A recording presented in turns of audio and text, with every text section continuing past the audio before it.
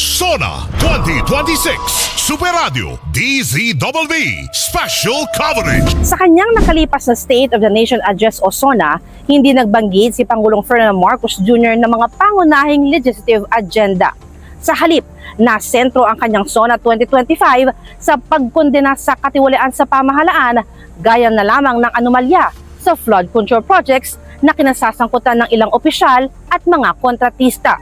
Samantala pagdating sa LEDAC, isinulong ng presidente ang iba't ibang mga panukalang batas at reforma sa mundo ng politika at kampanya laban sa korupsyon. Sa SONA 2025, ang amyenda sa Coconut Farmers and Industries Trust Fund Act ang tanging legislasyon na itinulak ng Pangulo para mas maging angkop sa pangailangan ng mga magniniyog at industriya ng niyog sa ating bansa. Sa mga nakalipas namang pulong ng LEDAC, malinaw ang inilatag na legislative priorities ng presidente.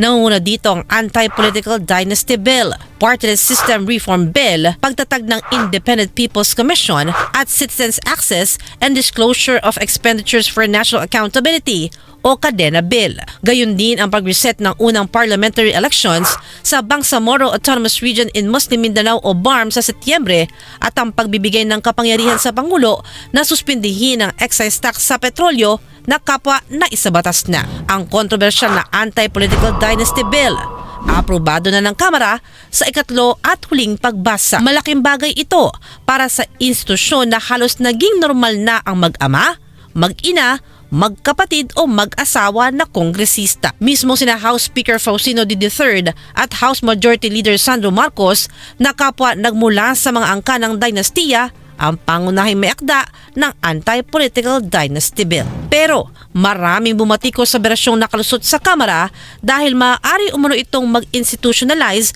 ng political dynasty sa ating bansa. Sa ilalim kasi ng House Bill No. 8389, pinagbabawalan lamang ang mga magkakaanak hanggang second degree of consanguinity at affinity na magkakasabay na tumakbo at maupo sa pwesto sa iisang political jurisdiction. Subalit, ipinagtanggol ito ni Congressman Marcos. Again, let's call a spade a spade.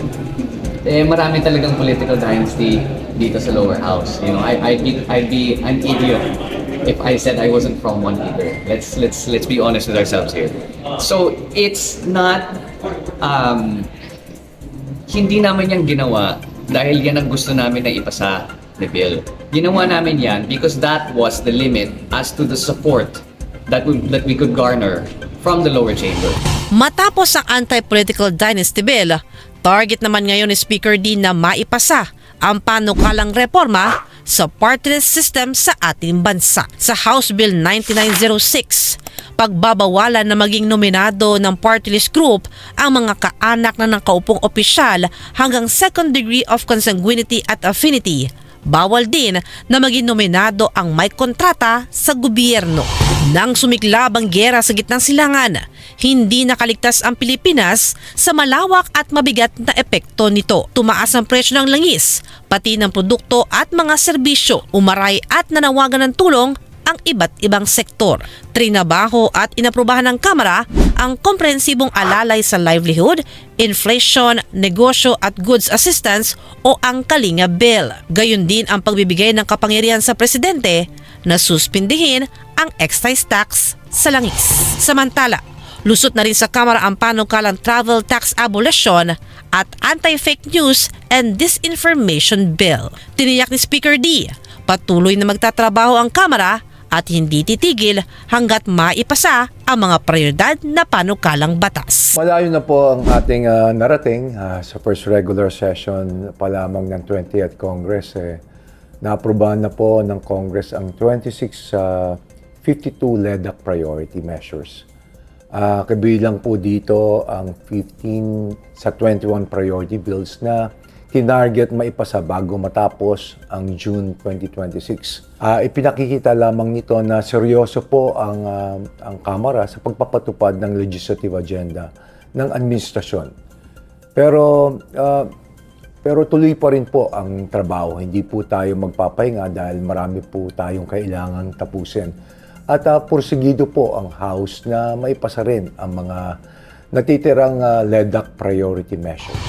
Kasunod ang SONA 2025 ng Pangulo, Niyanig ng flood control at budget insertion scandal ang institusyon ng Kamara. Napilitang bumaba bilang House Speaker si later Representative Martin Romualdez noong September 17, 2025. Ang pumalit bilang leader ng Kamara, si Isabela Representative Faustino D. III. At isa sa kanyang unang utos ang umuwi ang nooy Ako Bicol Party List Representative na si Zaldico. Binigyan si Ko ng ultimatum pero sa halip na umuwi ng Pilipinas, nagpasya si Ko na mag-resign sa Kamara. Patuloy na nagtago si Ko hanggang sa tuluyang makasuhan sa Sandigan Bayan dahil sa kanyang kaugnayan sa flood control scandal. Bumuo pa noon ang Kamara ng Infrastructure Committee na nag-imbestiga sa flood control anomaly noong Setyembre 2025. Ngunit kinalaunay nagpasya ang Kamara na suspindi ng hearings para bigyan daan ang pagsiyasat ng Independent Commission for Infrastructure. Sa ikalimang State of the Nation Address o SONA